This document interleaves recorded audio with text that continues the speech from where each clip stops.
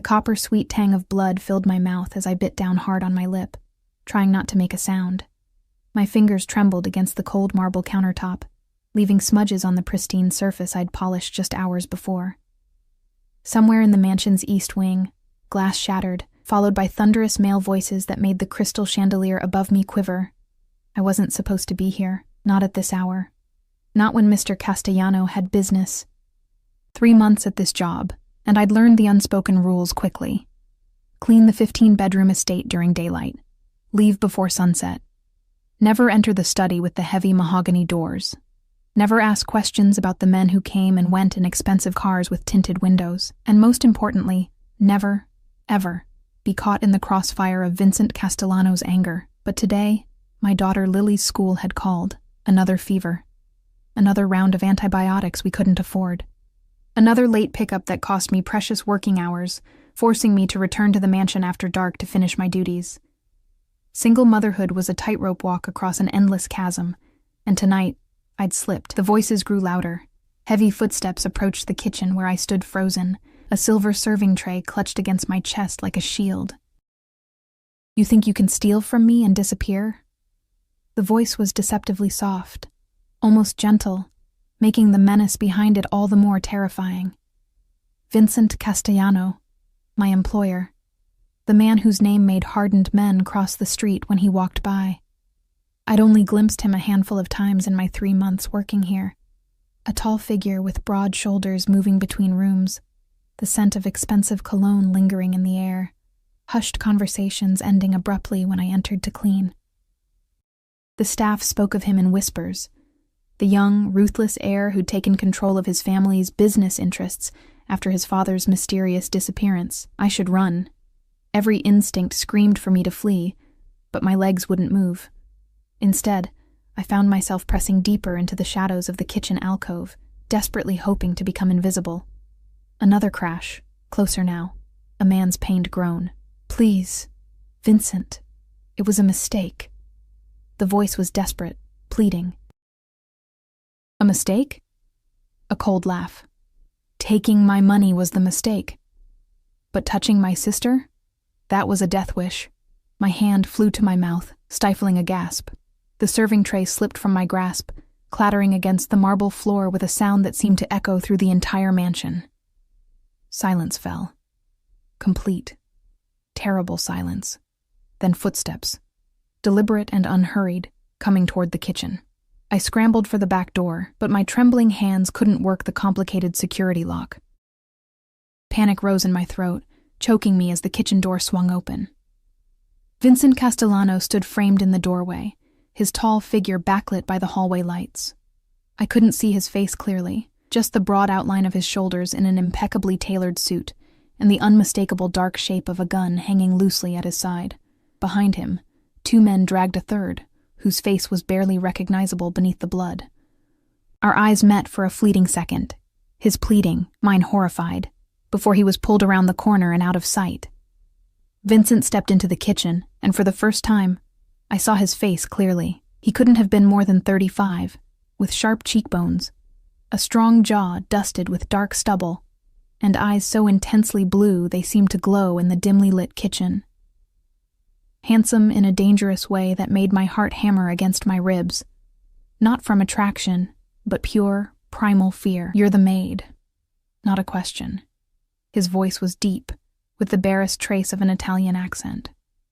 I nodded, unable to speak, my back pressed against the cold wall. He moved closer, and I flinched as he reached past me, but he only flicked on the lights, flooding the kitchen with brightness that seemed to expose every frightened breath I took. Name. Again. Not a question, but a command. Elena, I whispered. Elena Reyes. Recognition flickered in his eyes. You have a daughter. Lily. He knew my daughter's name. The realization sent ice through my veins. She's sick, often. My protective instincts surged through my terror. Please, I managed, finding my voice at last. I just came back to finish cleaning. I'll leave. I won't say anything. You shouldn't be here this late. He cut me off, his gaze moving over my face with unsettling intensity. It's not safe. A hysterical laugh nearly bubbled from my lips. Not safe. As if the danger wasn't standing right in front of me, his hands still bearing faint traces of someone else's blood. He must have read the fear in my eyes because something in his expression shifted. He tucked the gun away inside his jacket with a movement so casual it sent another wave of terror through me. This was a man who lived with violence as comfortably as others lived with their shadows. You saw nothing tonight. His voice was quiet, but held an undercurrent of steel. Understood? I nodded frantically. Nothing. I saw nothing. He stepped closer, and the scent of his cologne, sandalwood and something darker, richer, enveloped me. I pressed myself harder against the wall, as if I could somehow pass through it if I tried hard enough. Look at me. I forced myself to meet his gaze, expecting to see cruelty there. Instead, I found something more complex. Calculation, certainly, but also something that might have been concern. Look at me, you're safe now, he said, his voice gentler than I would have thought possible. I don't hurt innocent people, especially not women with sick children. The sudden shift in his demeanor disoriented me more than his anger would have. I remained frozen as he reached out, his fingers briefly touching my cheek where a tear I hadn't realized I'd shed had fallen. You worked too hard, Elena Reyes, he said, his thumb brushing away the tear in a gesture so unexpectedly tender it stole my breath. For too little. Before I could respond, the front door security system chimed. Vincent's posture changed instantly, tension radiating from him as he placed himself between me and the kitchen doorway. Stay here, he ordered, drawing his gun again. Don't move. He disappeared into the hallway, leaving me trembling against the wall. Seconds later, I heard muffled voices. Then Vincent returned, his expression dark. My security team detected police scanner activity near the estate. Someone called in a disturbance. His eyes narrowed. Did you call someone, Elena? No, I gasped. My phone's in my bag, in the staff room. I haven't touched it since I arrived. He studied my face for a long moment, then nodded once, apparently satisfied with what he saw there. The police can't find you here, not with what's happened tonight. My heart sank. This was it. I was a loose end, a witness. People disappeared in the city all the time, their bodies washing up in the harbor weeks later if they were found at all. But instead of the violence I feared, Vincent gripped my arm firmly and led me swiftly through a door I'd never noticed before, hidden behind what I had assumed was a pantry shelf. It swung open to reveal a narrow staircase. This leads to my private quarters, he explained as he guided me upward. No one will look for you there. The implications of being taken to his private quarters sent fresh fear coursing through me. I tried to pull away. Please. I need to get home to my daughter. Your daughter is staying with your mother tonight. School called her when they couldn't reach you. The casual knowledge of such personal details about my life stunned me into silence as he led me up the stairs and through another hidden door into what appeared to be a luxurious apartment within the mansion itself. The space was minimalist, but unmistakably expensive. Dark hardwood floors, leather furniture, and floor-to-ceiling windows overlooking the city lights below. Unlike the ornate, old-money decor of the mansion's main rooms, this space felt modern, masculine, and strangely intimate.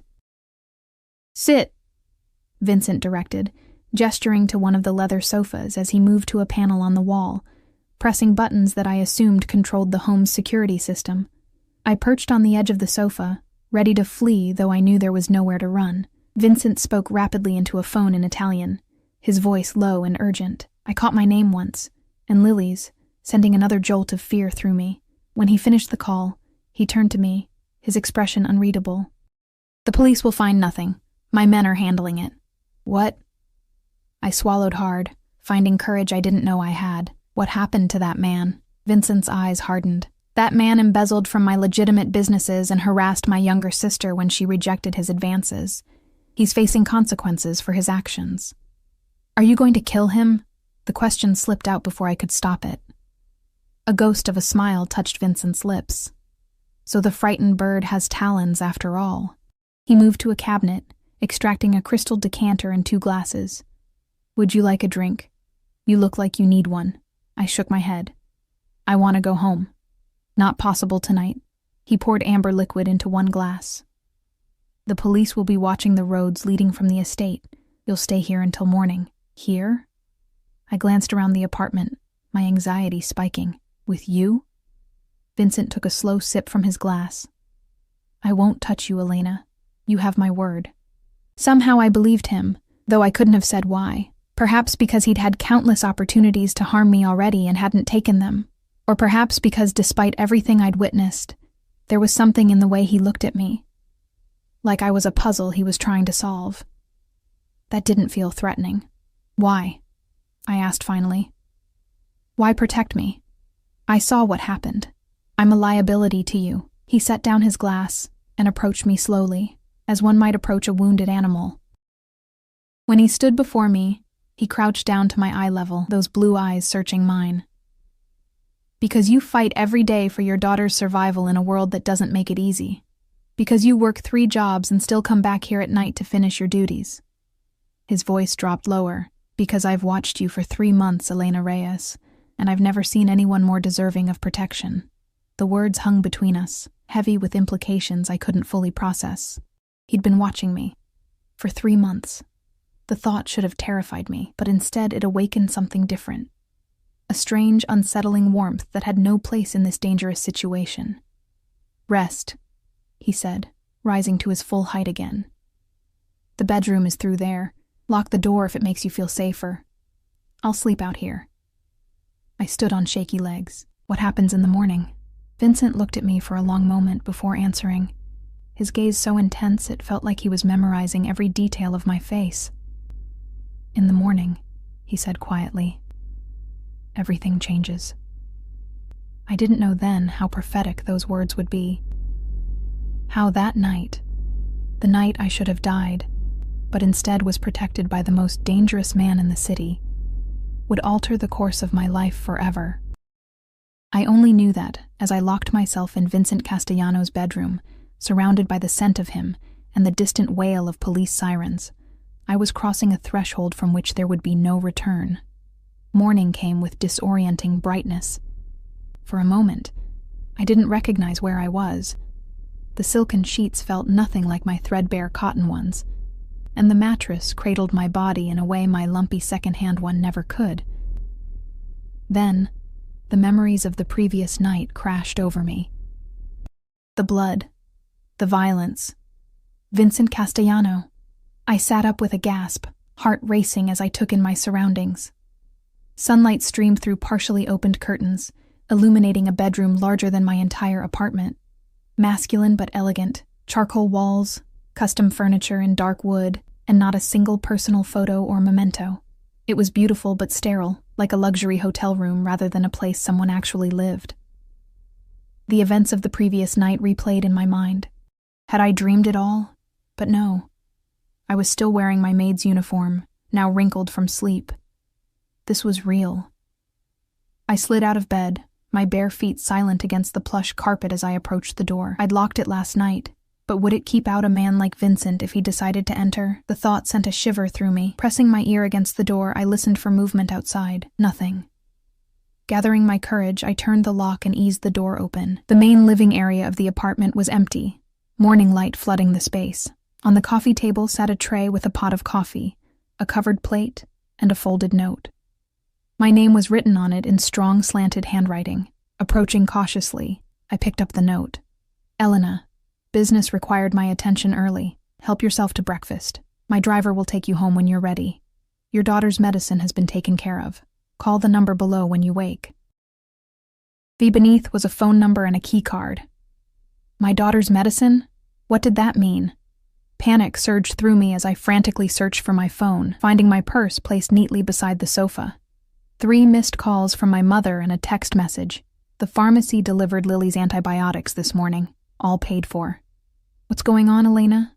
I sank onto the sofa, staring at the message. Vincent Castellano had paid for my daughter's medicine.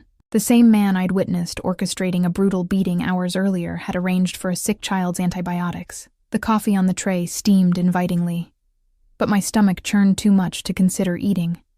I needed to get home, to check on Lily, to process everything that had happened. But first, I needed to call the number. With trembling fingers, I dialed. The line connected immediately. Ms. Reyes. It was Vincent's voice, deep and assured. Background noise suggested he was in a car. "How did you know about my daughter's medicine?" I blurted out, forgoing any greeting. A pause.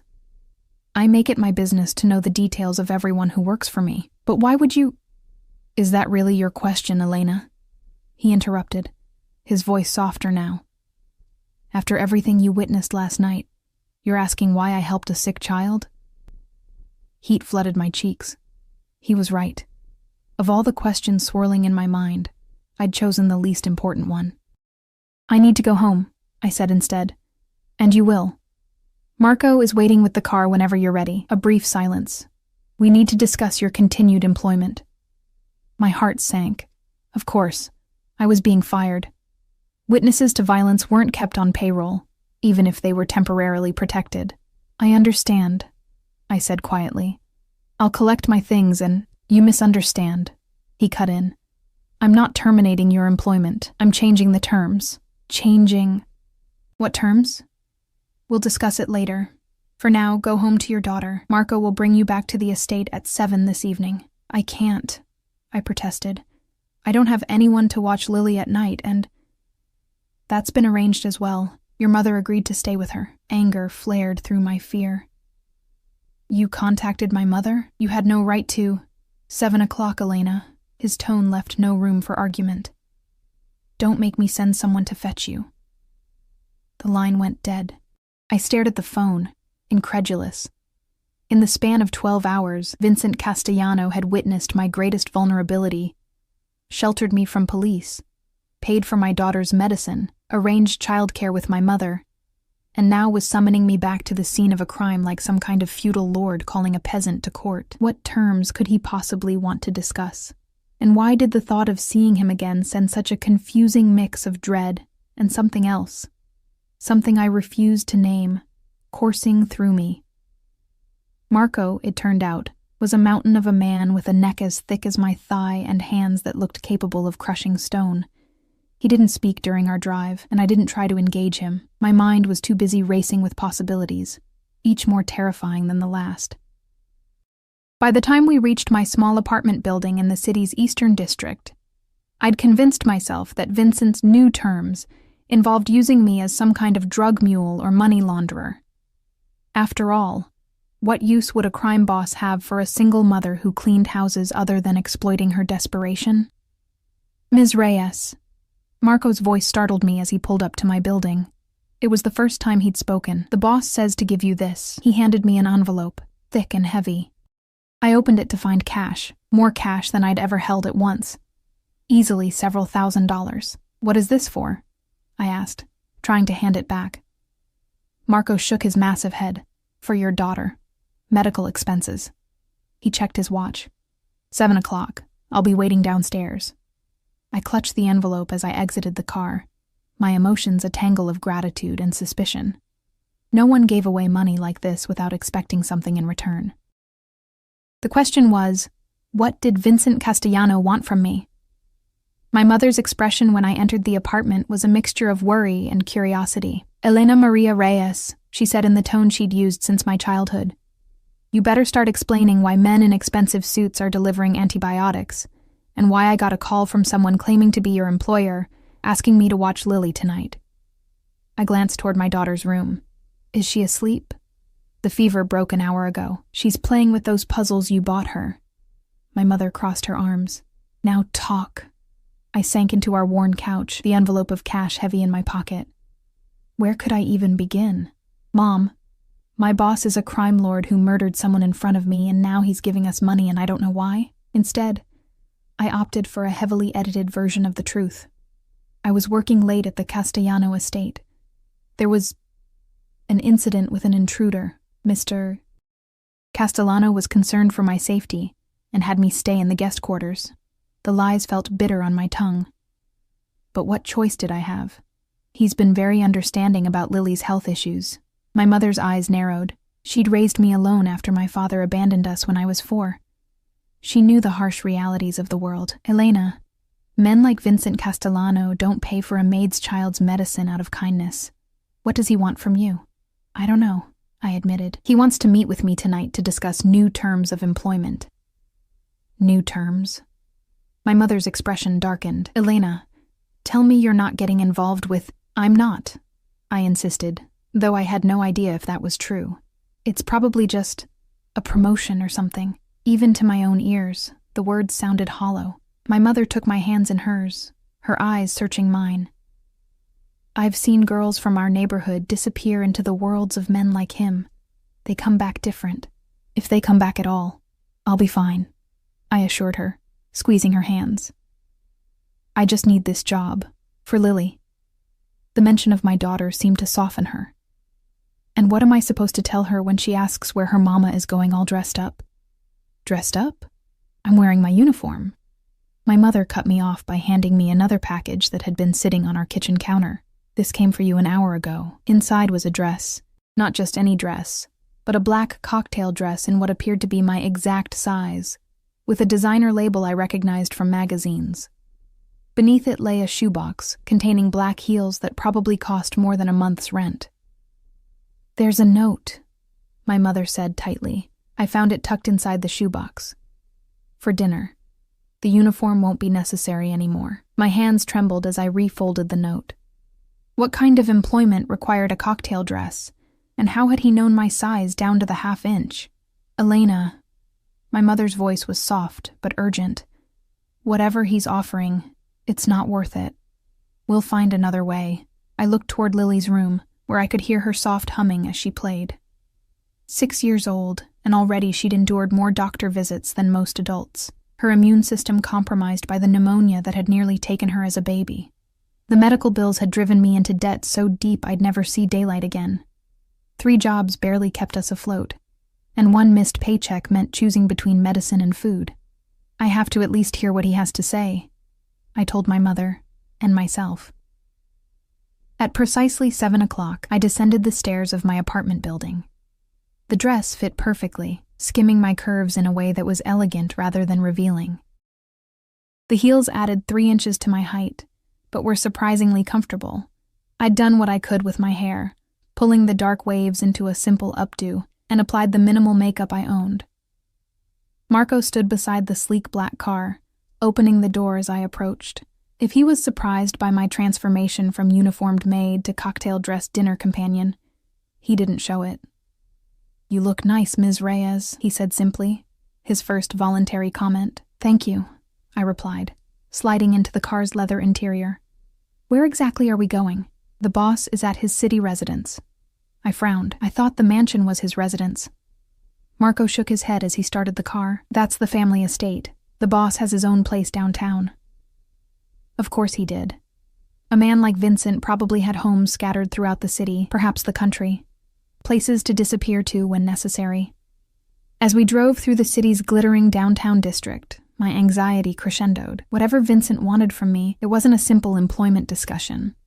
Men like him didn't send designer dresses to their maids for business meetings.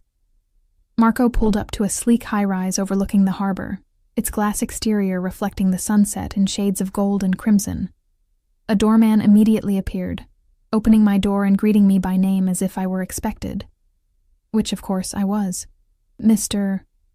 Castellano is waiting for you in the penthouse," he informed me, directing me toward a private elevator that required a keycard to operate. Marco handed me a small black card.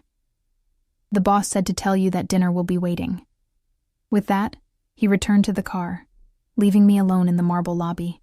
The elevator was mirror-lined and silent, carrying me upward with such smooth efficiency I barely felt the movement. I studied my reflection, barely recognizing the woman who stared back. I looked elegant, polished, and terrified. The doors opened directly into a penthouse apartment that took my breath away. Floor-to-ceiling windows framed the harbor view, the city lights beginning to twinkle as dusk settled. Modern artwork adorned walls in subtle grays and blues, and minimalist furniture in creams and dark woods created a space that was simultaneously luxurious and understated. "You're punctual. I appreciate that." I turned toward the voice. Vincent Castellano emerged from what appeared to be a study, dressed in a charcoal suit that fit his athletic frame perfectly. His blue eyes assessed me with undisguised appreciation, lingering for a moment on the curve of my waist before returning to my face. "The dress suits you," he said, approaching me with the same deliberate grace I'd witnessed the night before.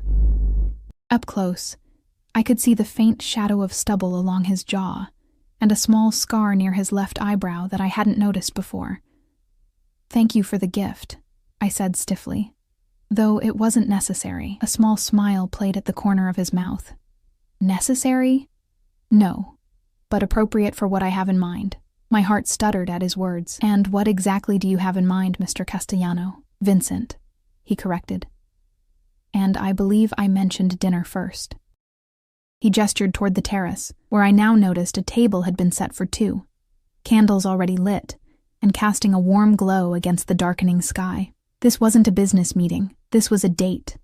The realization sent a jolt through me, equal parts alarm and something dangerously close to anticipation. "I'm not sure what you think is happening here," I began, forcing steel into my voice.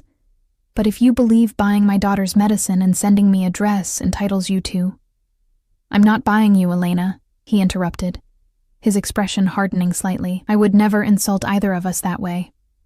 "Then what is this?" He approached me slowly, stopping just close enough that I could smell his cologne, that same intoxicating blend of sandalwood and something darker. "This is me offering you a choice."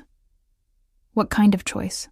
"Between continuing to work yourself to exhaustion for pennies," he said quietly, "and accepting a position that would ensure your daughter never wants for medicine again." I swallowed hard. "What position?" His eyes held mine, intense and unreadable. "My personal assistant." Whatever I'd been expecting, it wasn't that. "Your assistant? I don't have any qualifications for—" "You're organized, discreet, and observant.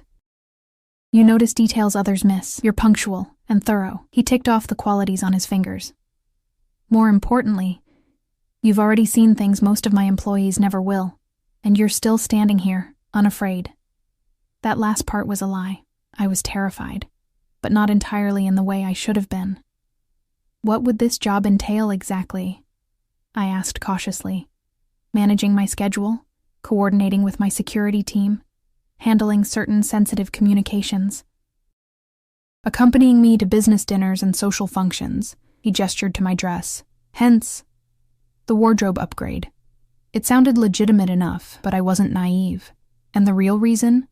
The parts you're not mentioning?" Vincent's expression remained impassive, but something flickered in his eyes. Surprise, perhaps, or approval. "Having you close ensures your silence about what you witnessed. It allows me to protect you from those who might think you know more than you do." "You mean the police?" "The police are the least of your concerns," he said darkly. "There are rival interests who would use anyone connected to me as leverage." "So this is about protecting your investment," I said bitterly. He stepped closer, close enough that I had to tilt my head back to maintain eye contact. "This is about protecting you, Elena, and your daughter." The sincerity in his voice was convincing, but I'd learned early in life that men's promises were worth less than the air used to speak them. "And if I refuse, then Marco takes you home. You receive a generous severance package, and we never speak again." He shrugged, the movement elegant beneath his tailored jacket. "But you should know that once my protection is withdrawn, I cannot guarantee your safety from those who might assume you're valuable to me." There it was. The threat beneath the offer, beautifully packaged, but a threat nonetheless. "So it's not really a choice at all," I said, my voice barely above a whisper. Vincent tilted his head slightly, studying me. "There is always a choice, Elena. Some are simply more difficult than others." He extended his hand toward the terrace. "Now, shall we discuss the details over dinner? The chef has prepared something special." I stood frozen for a moment, poised between two impossible futures. Return to my life of crushing poverty and constant fear over Lily's health, but maintain what little freedom I had. Or step into Vincent Castellano's world of wealth and danger, binding my fate to a man who had orchestrated violence before my eyes, yet had also shown me a strange, unexpected tenderness. In that moment, with the harbor lights twinkling beyond the windows, and Vincent's blue eyes holding mine, I made the choice that would change everything. I placed my hand in his and let him lead me toward the candlelit table. What I didn't realize then was that I wasn't just accepting a job. I was accepting an invisible collar around my neck, one lined with silk and paid for with blood money.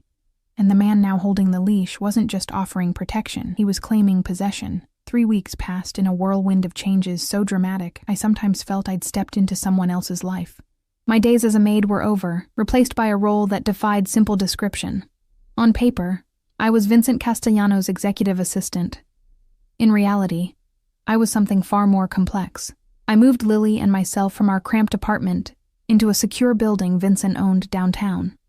A necessity for security, he'd explained, brooking no argument. Our new home was a sunlit 3-bedroom with views of the park, filled with furniture I hadn't selected, but which somehow matched my taste perfectly.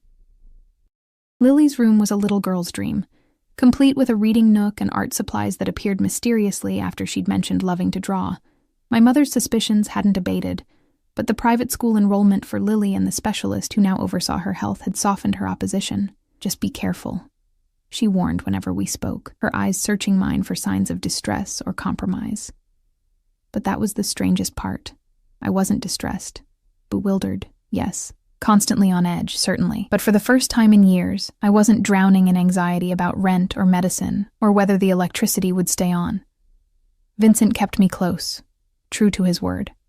My days were spent in his downtown office, managing his legitimate business interests, a portfolio of real estate holdings, restaurants, and import companies that served as the public face of his empire. I scheduled meetings, screened calls, and gradually learned to anticipate his needs before he expressed them. The other side of his business remained largely invisible to me, though I wasn't naive enough to believe it had disappeared. Sometimes he would vanish for hours, returning with a hardness in his eyes that hadn't been there before. Certain men would arrive for meetings that didn't appear in any calendar, and I would be dismissed with a subtle nod. "It's better you don't know," he told me once, when I'd accidentally walked in on a tense conversation in Italian. Plausible deniability protects both of us. But if he shielded me from the darkness of his world, he enveloped me in its privileges. Designer clothes appeared in my closet weekly. A car and driver were at my disposal. When Lily caught a mild cold, specialists arrived at our apartment within the hour. And through it all, Vincent watched me with those intense blue eyes that seemed to see every thought crossing my mind. He never touched me inappropriately, never made explicit demands, but the weight of his gaze when we worked late, the brush of his fingers when handing me documents, the way he positioned himself between me and other men, it all spoke of an unspoken claim that grew stronger with each passing day. Tonight was another charity gala. The third I'd attended as his assistant. I stood before the mirror in my bedroom, assessing the emerald silk gown he'd sent over that morning. Like everything he chose, it fit perfectly, highlighting curves I'd once hidden under shapeless uniforms. The woman in the reflection was a stranger.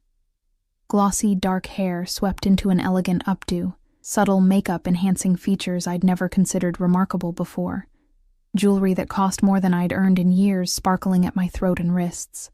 All gifts from Vincent, delivered without cards or explanation, simply appearing like evidence of his omniscience in my life. My phone chimed with a text, "Car downstairs in 5 minutes." Vincent never asked if I was ready. He simply expected it. And somehow, I always was. I kissed Lily goodnight, thanked the nanny Vincent had vetted personally, and took the elevator to the lobby where Marco waited beside the familiar black car. "Evening, Ms. Reyes," he greeted me, his usual stoicism softened by what might have been approval as he took in the gown. In the weeks I'd worked for Vincent, Marco had evolved from silent sentinel to something almost like an ally. "Is he in a good mood tonight?" I asked as we pulled away from the curb. Marco's mouth twitched. "The boss doesn't have moods, he has strategies." I laughed softly. It was true enough. Vincent calculated every move, every word. Even his rare smiles seemed deployed rather than spontaneous. The gala was at the city's art museum, the marble steps lined with photographers capturing the arrivals of the elite. As always, Vincent was waiting for me at a private entrance, avoiding the press of cameras and questions. He stood silhouetted against the golden light from inside, tall and commanding in a tuxedo that emphasized the breadth of his shoulders. When he turned and saw me, something flashed in his eyes, hot and possessive, before his expression settled into its usual controlled appreciation. "The color suits you," he said by way of greeting. extending his hand to help me from the car. "Thank you for the dress," I replied, our usual script. "It's beautiful." His fingers lingered on mine a moment longer than necessary. "The dress is merely adequate. It's the woman wearing it that makes it beautiful." Heat crept up my neck at the unexpected compliment. Vincent was always polite, even considerate in his way, but rarely openly flattering. Inside, the museum's grand hall had been transformed into a glittering vision of wealth and power. Crystal chandeliers cast prisms of light across priceless artwork and the city's most influential citizens in their finery. I recognized politicians, business leaders, and old money families who had controlled the city for generations. And they all knew Vincent. They greeted him with smiles that didn't reach their eyes, handshakes that ended too quickly, conversations that danced around unspoken knowledge. They treated him with the cautious deference reserved for dangerous creatures that might be temporarily domesticated, but never truly tamed. I felt their curious gazes when they thought I wasn't looking. The whispers followed us through the crowd. Vincent's hand remained at the small of my back, a possessive touch that sent both warning and reassurance through me. Castellano, a man's voice, cool and crisp, cut through the ambient chatter. "I didn't expect to see you here tonight." Vincent's posture shifted subtly, his body angling between me and the newcomer. "Judge Harrison, I never missed the Children's Hospital benefit. Such an important cause." I recognized the man from news broadcasts, the city's most prominent federal judge, known for his harsh sentences and incorruptible reputation. Indeed. The judge's gaze slid to me, assessing and dismissive in the same moment. "And who is your companion this evening?" "Elena Reyes, my executive assistant," Vincent replied smoothly. "Elena, Judge Richard Harrison." I offered my hand. "A pleasure to meet you, Your Honor." The judge took my fingers briefly, his touch cool and dry. "Likewise, Ms. Reyes. Tell me, how long have you been working for Mr. Castellano?" The question seemed innocent, but something in his tone made my spine stiffen. "Almost a month now," I answered truthfully. "A recent appointment. How interesting."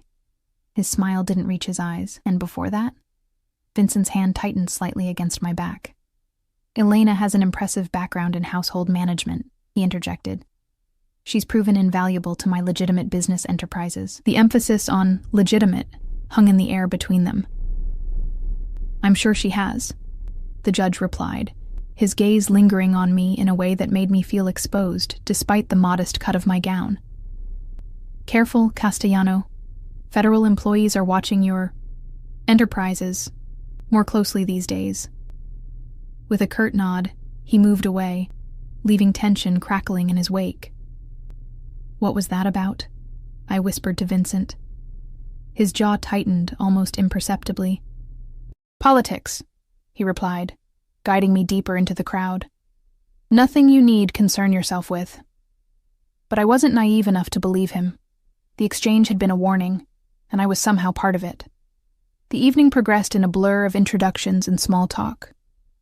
Vincent kept me close, his hand rarely leaving my back or arm. When we separated briefly, me to the ladies' room, him to speak with a business associate, I found myself cornered by two women whose diamonds and surgical enhancements signaled their place in the city's elite. "So you're Vincent's new assistant," said the blonde, her smile sharp as a blade. "He does have a type, doesn't he, Margaret?" The redhead nodded, sipping champagne. "Exotic, pretty, temporary." My cheeks burned. I should get back. "Mr. Castellano will be waiting." "Oh, I'm sure he is," the blonde purred. "Just a friendly warning, darling. Don't get too comfortable. The men in his position, they go through women like tissues, useful until they're not." I pushed past them, heart hammering. Their words shouldn't have hurt. Vincent and I weren't involved that way. But they struck at an insecurity I hadn't even realized I harbored. What would happen when Vincent tired of his strange obsession with protecting me? When my usefulness ended, I found him deep in conversation with an older man, whose security detail marked him as someone important. Vincent's expression was pleasant but guarded, his posture alert despite his apparent relaxation. When he saw me approach, something in his face softened. He extended his hand immediately, drawing me to his side. "Elena, Just in time. Senator Wells was asking about the children's literacy initiative we discussed supporting. I slipped into the conversation seamlessly, as I'd learned to do.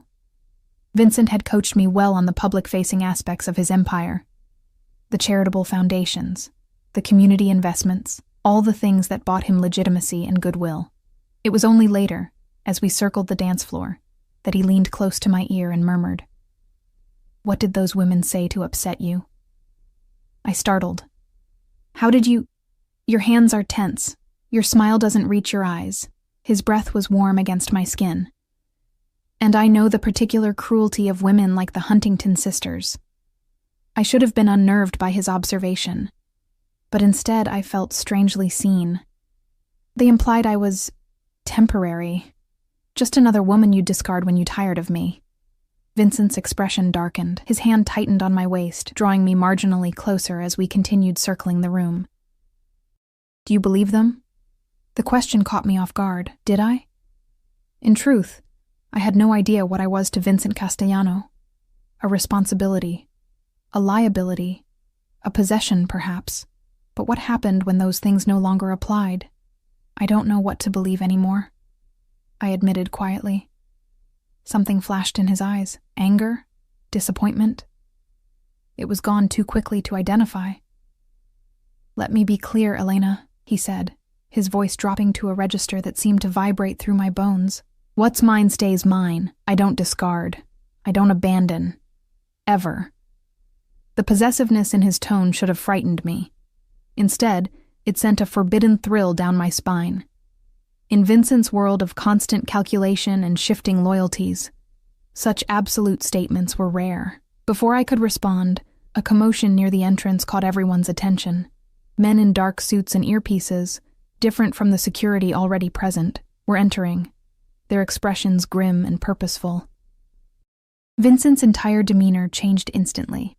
His arm moved from my waist to encircle my shoulders, pulling me against him protectively as he began moving us toward a service exit. "FBI," he murmured, confirming my suspicions. "Time to leave." "Are they here for you?" I whispered, heart pounding as we slipped through the kitchens, Vincent nodding to staff who seemed unsurprised by our passage. "Not tonight," he replied, his tone suggesting he knew exactly why they were there. "But it's better not to take chances." A service elevator took us to an underground parking level where Marco was already waiting with the car. Vincent handed me inside before sliding in beside me, his body tense as he checked his phone. "Take us to the safe house," he instructed Marco, "not the penthouse." Fear clutched at my throat. "Vincent, what's happening?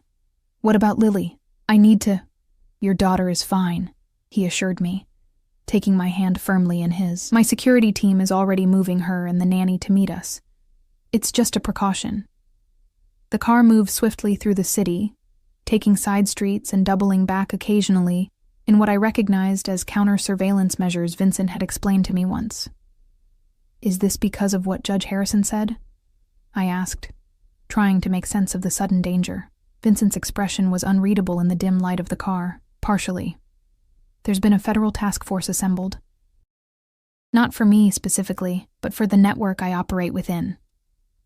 His thumb traced circles on the back of my hand, an unconscious gesture at odds with his vigilant posture. "I've known it was coming. Tonight just confirmed how close they are." The implications sank in slowly. "And I'm with you, in public. At events, they'll think I'm involved." The safe house turned out to be a secluded lakeside property about an hour outside the city. Modern and luxurious, but with reinforced windows, security cameras, and what Vincent casually referred to as certain defensive features. I didn't ask for elaboration. Lily arrived with her nanny shortly after we did, sleepy and confused, but excited by what she thought was an unexpected vacation. Vincent had thought of everything. Her favorite stuffed rabbit was there, along with new books and art supplies to keep her occupied. "How long will we be here?" I asked Vincent, after I'd settled Lily back to sleep in one of the bedrooms. He stood by the floor-to-ceiling windows overlooking the dark lake, his profile sharp against the glass. "A few days. Until my security team confirms it's safe to return." I wrapped my arms around myself, suddenly aware I was still in the emerald gown, so out of place in this remote setting. Safe from what exactly? Vincent turned to face me, his expression grave. The FBI raided several businesses tonight, establishments connected to families I work with. He moved to the bar, pouring 2 glasses of amber liquid. Judge Harrison's warning wasn't a coincidence. He was letting me know I was next on their list. But your businesses are legitimate, I said, accepting the glass he offered. Aren't they? A ghost of a smile touched his lips. Some more than others. He gestured for me to sit on one of the leather sofas. Elena, it's time you understood exactly what you've become part of. My heart beat faster as he sat opposite me, his eyes never leaving mine. I think I have some idea. No, he said quietly. You see the surface, the legitimate enterprises, the charity events, the political connections. You don't see the foundation it's all built upon. The illegal businesses, I supplied. Drugs, weapons, gambling. He took a measured sip of his drink. All of the above, once, not anymore. My father built his empire on those trades. I've been systematically moving us into cleaner enterprises, real estate, technology, finance. So you're going legitimate? Evolving, he corrected. The old ways are too vulnerable, too violent, too easily targeted by federal agencies. I studied him across the rim of my glass. But you're still willing to use violence. I saw that my first night. Something darkened in his expression. There's a difference between violence as business and violence as necessity. I don't traffic in suffering the way my father did. But I will protect what's mine. The possessive note in his voice sent a shiver through me. And what exactly am I in all this, Vincent? One of your possessions to be protected? He set his glass down, leaning forward with an intensity that made me press back into the sofa. You've become more valuable to me than you realize, Elena. As an assistant? My voice trembled slightly, as a weakness. The raw honesty in his voice startled me. You and your daughter. The first liabilities I've allowed myself in a very long time. I swallowed hard, unsure how to respond to such a declaration. Is that why you keep me so close? Because I'm a liability? I keep you close because I can't bear to have you anywhere else. The words hung in the air between us, shockingly vulnerable from a man who calculated every move. Before I could respond, his phone buzzed. Vincent checked it, his expression hardening. Marco's bringing some of my men here. We need to discuss our next moves.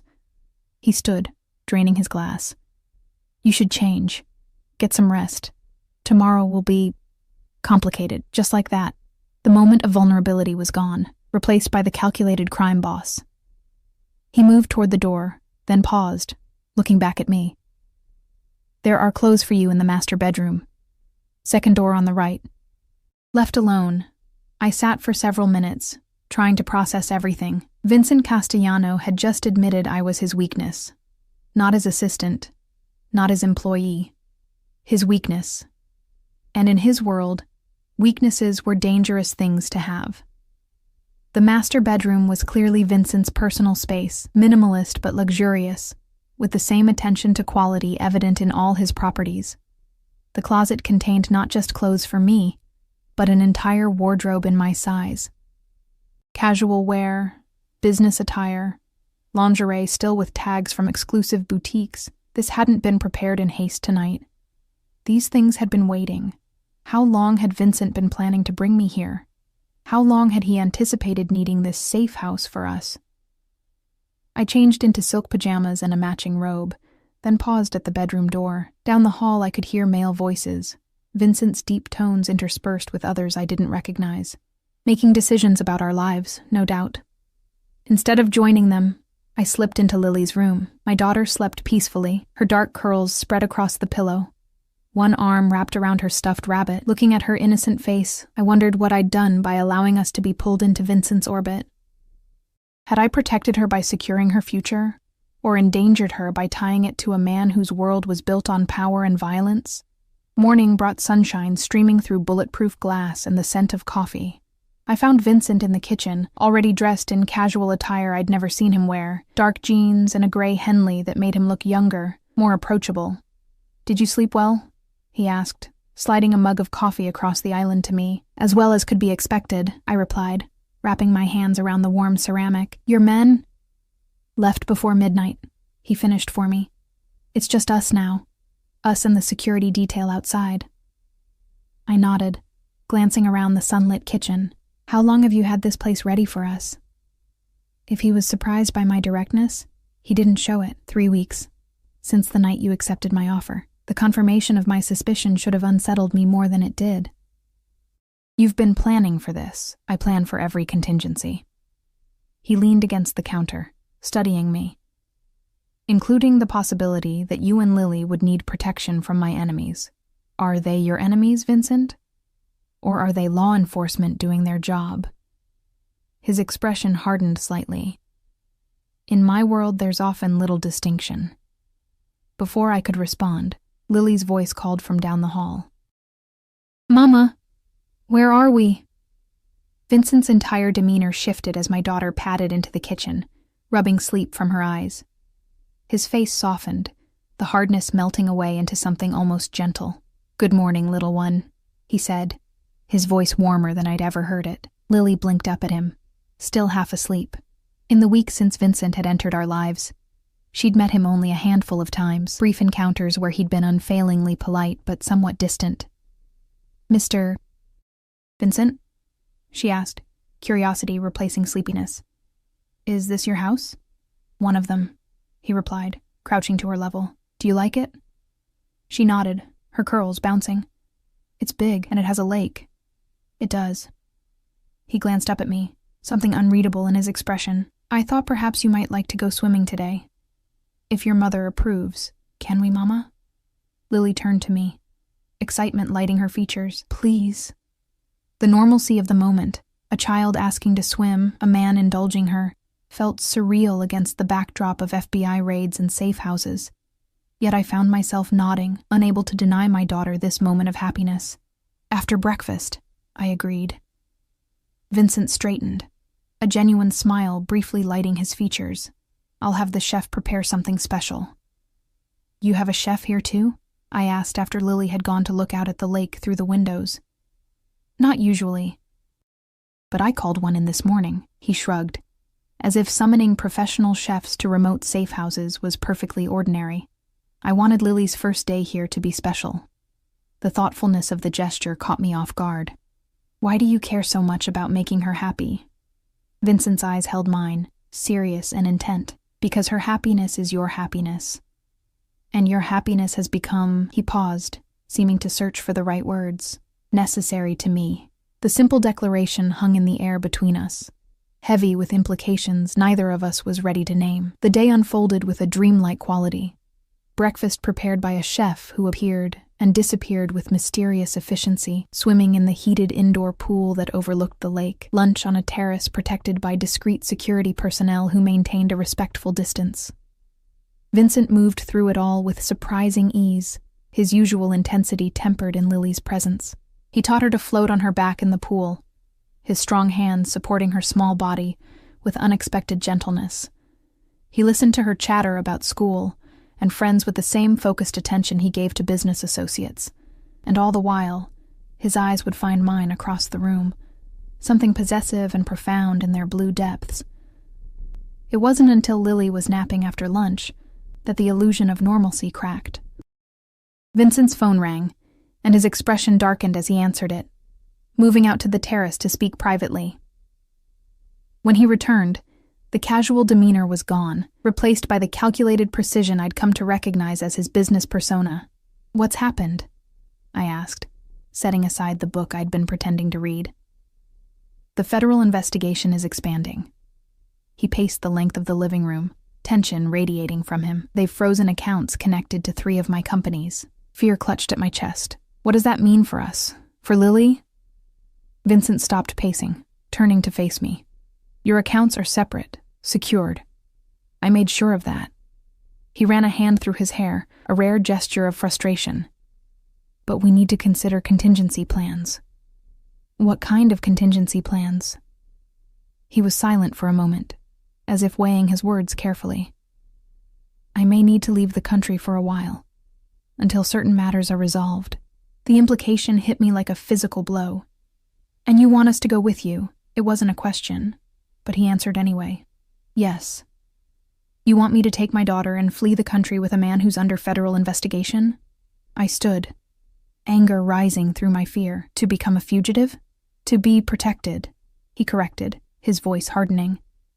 If I leave you behind, my enemies, both legal and illegal, will see you as leverage to use against me. So this is still about protecting your investment, I said bitterly. In 3 swift strides, he was before me, his hands gripping my shoulders firmly but not painfully. This is about keeping you and Lily safe. This is about not losing the only people who have made me feel something beyond power and control in years. The raw emotion in his voice stunned me into silence. I have homes in countries without extradition treaties, he continued, his thumbs moving in small circles against my shoulders. Places where Lily could have the best education, the best medical care, where you would want for nothing except freedom, I whispered. We'd be living in a gilded cage. His eyes darkened. We're all in cages of some kind, Elena. I'm offering you the most comfortable one possible. And if I refuse? His hands fell away from my shoulders. Then I'll ensure you have enough money and security to rebuild your lives without me. But I won't be able to protect you from what comes next. The choice hung between us, impossible and inevitable. Leave everything behind to follow this dangerous man who had inserted himself into our lives, or return to a world of struggle now complicated by our association with him. I need time to think, I said finally. Vincent nodded, his expression unreadable once more. Of course, but not too much time. My lawyers believe we have 3 days, perhaps 4, before the FBI moves directly against me. And then what happens? His smile was grim. Then I disappear, with or without you. The word sent a chill through me that had nothing to do with fear. The thought of Vincent simply vanishing from our lives, of returning to the crushing loneliness of before, was suddenly, inexplicably devastating. I turned away, unwilling to let him see the confusion on my face. When had this man become so essential to me? When had his presence in our lives shifted from intrusion to necessity? Mama? Lily's voice called from the hallway. Mr. Vincent, can we go see the lake up close? Vincent's eyes held mine for one more moment before he turned toward my daughter's voice. Of course, little one. I'll show you where the fish like to hide. As I watched them walk hand in hand toward the lakefront path, Vincent shortening his stride to match Lily's skipping steps, I realized the most terrifying thing of all wasn't the danger we were in. It was how desperately I wanted to follow this man into his world, despite knowing exactly what that world contained. The decision came to me in the still hours before dawn, as I lay awake listening to the gentle rhythm of Lily's breathing beside me. I'd brought her into my bed, needing her close while my mind wrestled with impossible choices. I'd been staring at the ceiling for hours, weighing futures I couldn't fully imagine against a past I couldn't bear to return to. The moment clarity arrived, it wasn't with a dramatic flash of insight, but with a quiet certainty that had been building since that first night in Vincent's kitchen. I slipped from the bed carefully, tucking the blankets around Lily's sleeping form. The house was silent as I padded down the hallway, drawn to a thin line of light beneath the door of Vincent's study. I found him there, still dressed in yesterday's clothes, papers spread across a mahogany desk. He looked up as I entered, surprise flickering across his features before his expression settled into careful neutrality. "It's late," he said, setting down his pen. "You should be resting. So should you." I moved further into the room, my borrowed silk robe whispering against my skin. But I imagine rest is a luxury neither of us can afford right now. Something like appreciation flickered in his eyes as he leaned back in his chair. "Have you decided then?" I took a deep breath. "Before I give you my answer, I need to know something. Ask." "Why me?" The question had been burning inside me for weeks. Of all the women you could have chosen, women who wouldn't bring the complication of a child, women who would understand your world better. Why did you fixate on a maid who saw something she shouldn't have? Vincent was silent for a long moment, his eyes never leaving mine. When he finally spoke, his voice held none of its usual calculation. "I've spent my life surrounded by people who want something from me, my money, my protection, my connections." He stood, moving around the desk until he was directly before me. "The night we met, when you looked at me, there was fear in your eyes, yes, but not greed, not calculation. just a mother terrified for her child's safety. He reached out, his fingers brushing a strand of hair from my face with unexpected tenderness. Do you know how rare that is in my world, Elena? Genuine emotion, uncomplicated love. His hand lingered against my cheek. I watched you for those 3 months because you fascinated me, a woman fighting impossible odds with nothing but determination and love for her child. The sincerity in his voice made my throat tighten. So I was a curiosity to you? At first, he admitted. Then you became something else entirely. What? I whispered. A possibility. His thumb traced the line of my jaw. A chance at something I'd never thought possible for someone like me. And what is that? His eyes held mine, vulnerability and strength somehow coexisting in their blue depths. Redemption, perhaps, or simply humanity. The raw honesty in his voice stripped away the last of my defenses. This man, this dangerous, complex man who had upended my entire existence, was offering me a window into a soul I hadn't been sure he possessed. We'll go with you, I said softly. Lily and I. But I have conditions. Vincent's posture relaxed infinitesimally, the only sign of the tension he'd been carrying. Name them. Lily's education and well-being come first. Always. She grows up safe and loved, not surrounded by violence or fear. He nodded. Already my priority. I want the truth. Always. No more shielding me from the realities of your world. If I'm going to be part of it, I need to understand it. A shadow passed over his features. Some truths are burdens, Elena. They're burdens I choose to carry, I insisted. No more half-explanations or dismissals. He considered this, then nodded again. What else?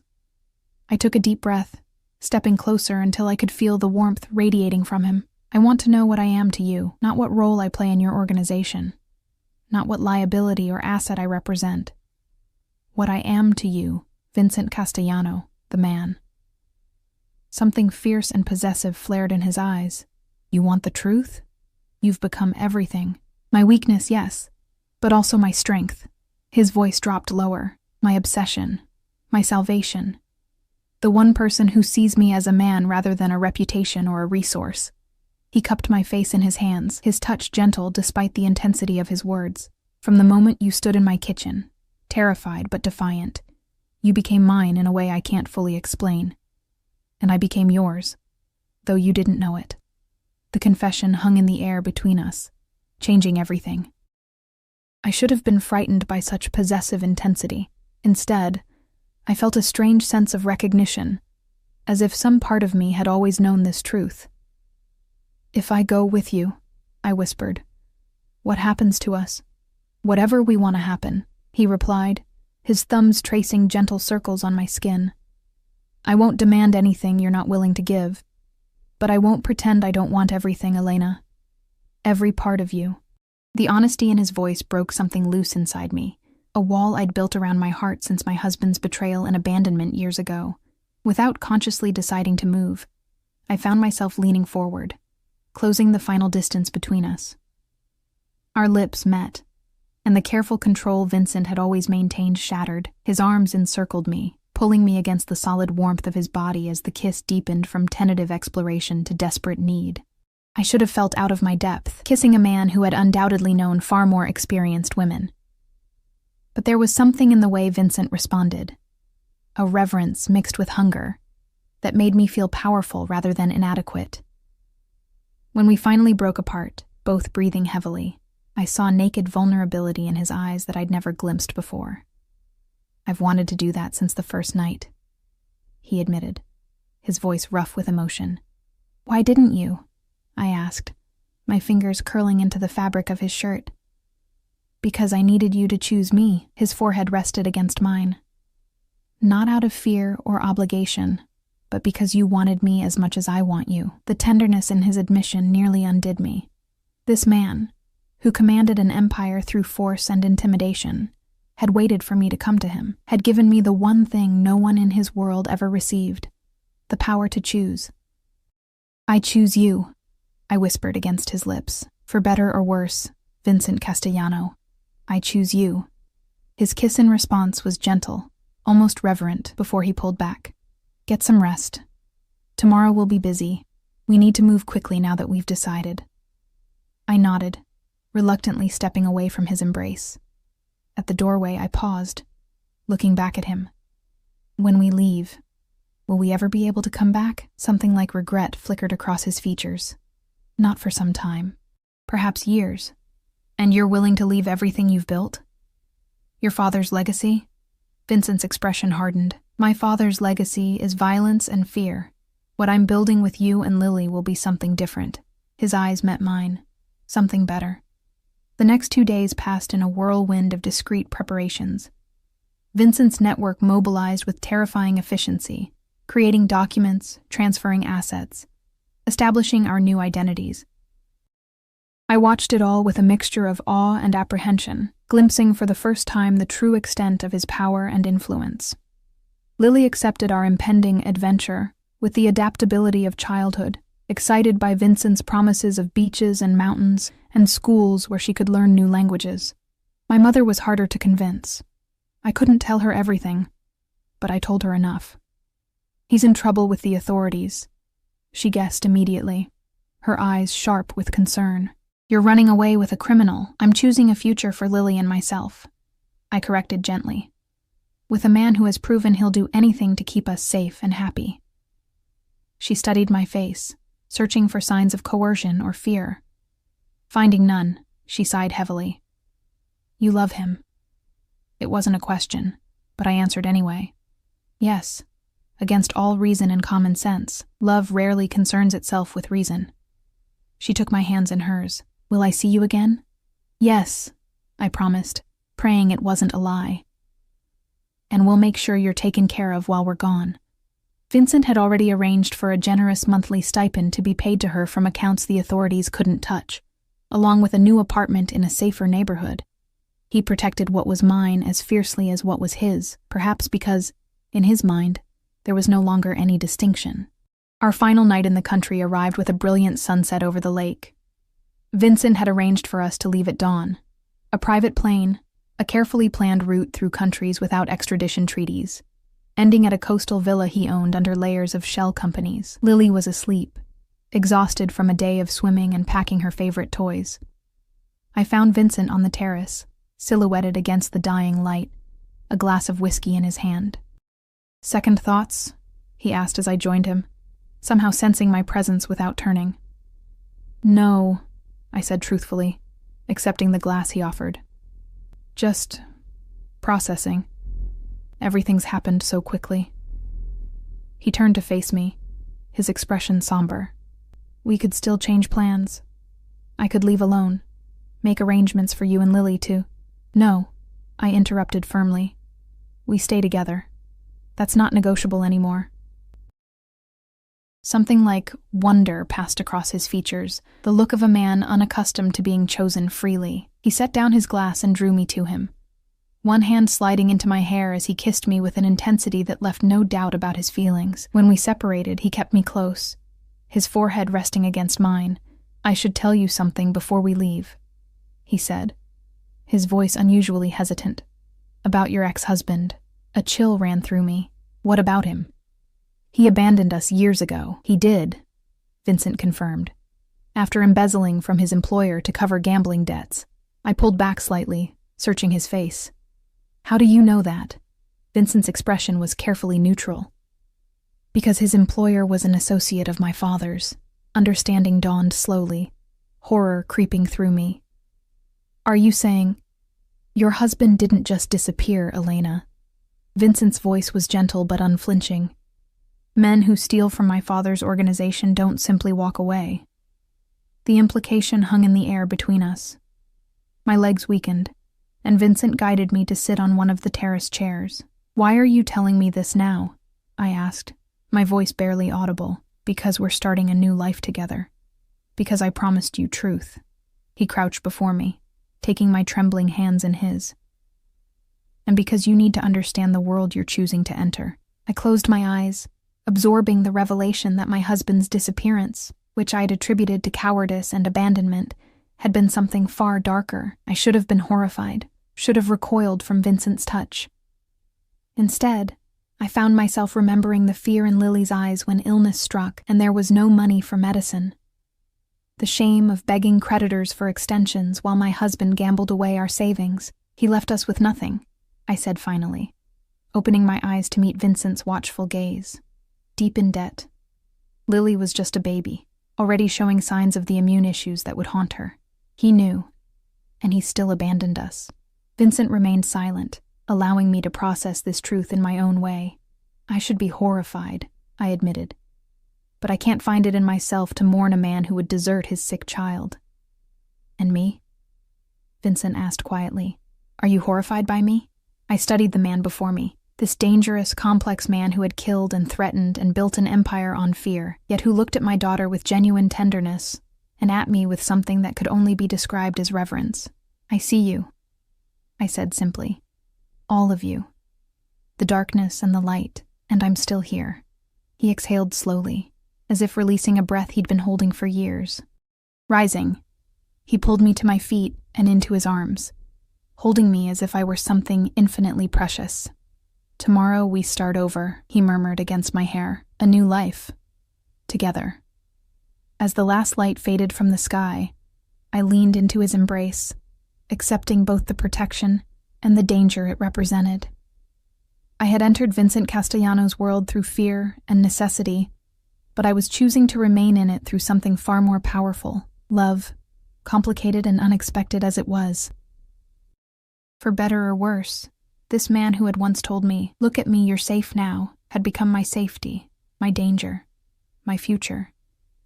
And as we stood watching darkness settle over the lake, I knew that while the path ahead might not be easy, it would never again be lonely. Tomorrow we would disappear together, 3 people bound by circumstances and choices that defied all conventional wisdom. A crime lord seeking redemption, a single mother seeking security, and a child who would never know want or fear again.